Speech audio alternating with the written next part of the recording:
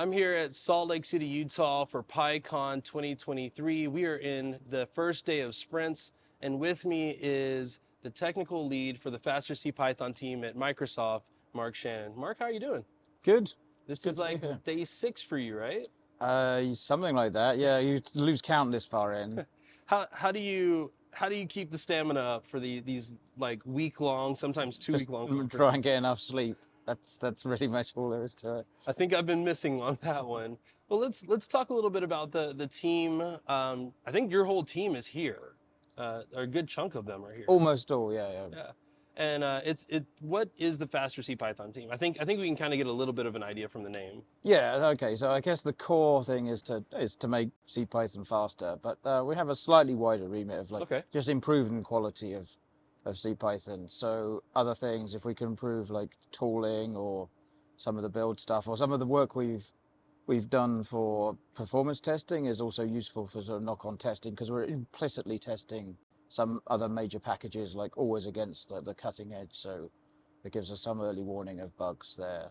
Very cool. And I'm guessing some of those packages get talked about at PyCon. So does that give you like some fuel when you go back to the office or go back to your home and you're like, hey, we saw this talk about this thing happening.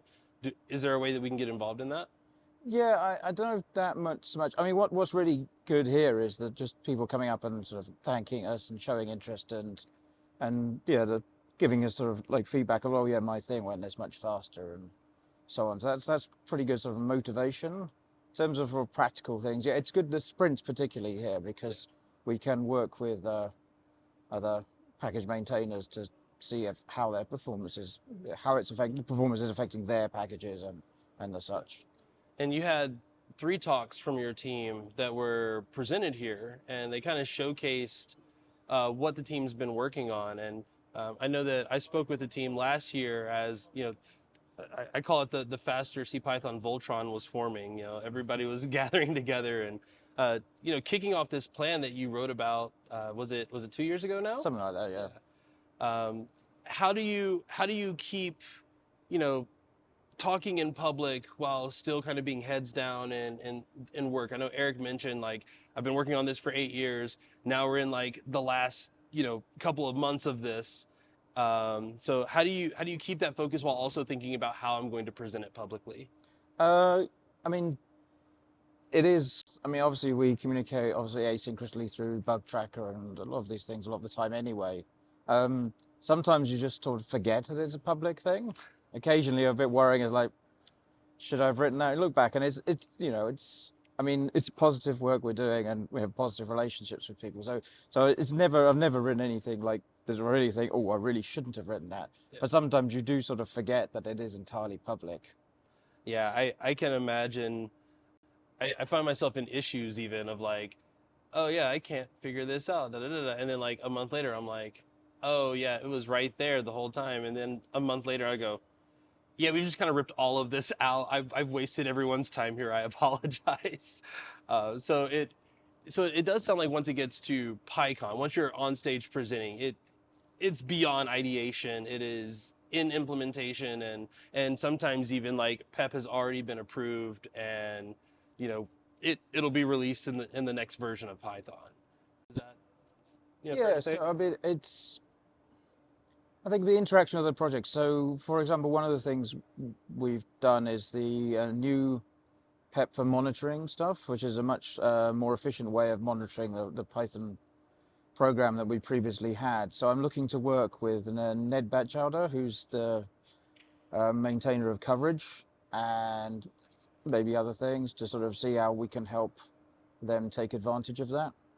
What is it like? 'Cause I know your team is very remote. Do you take this opportunity to also just kind of connect with the team? Yeah, that's it's really good. So I mean, obviously you see the faces, hear voices all the time, but yes, actually being in person definitely adds a third dimension to it. Very cool. So, like I said, we're here on the first day of sprints. Is there anything in particular that you're sprinting on that you're excited about? Well, as I said, just the PEP 669, the monitoring, Very cool. um, and yeah, if anyone is, I mean, hopefully people know I'm here so that we can, if there's performance related stuff that people have to deal with. It was also good talking with other people. So like the Bloomberg have got these tools, Memray and PyStack.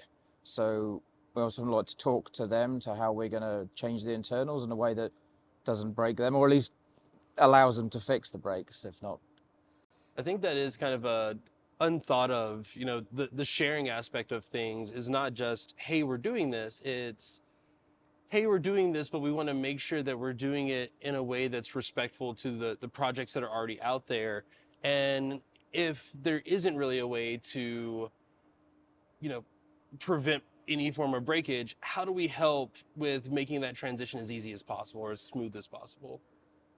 Yes, that's very much it. So I mean, there's in theory, there is a sort of APIs. There's the Python API and then the C API, and if everyone conforms to those, then in theory nothing breaks. But unfortunately, for tools that like profilers and debuggers and all this sort of stuff, they need to dig a bit deeper. So yeah, we need to sort of have a dialogue with the authors of these tools to sort of keep them working and not be too restricted so that we harm performance. So it is definitely a conversation that needs to happen.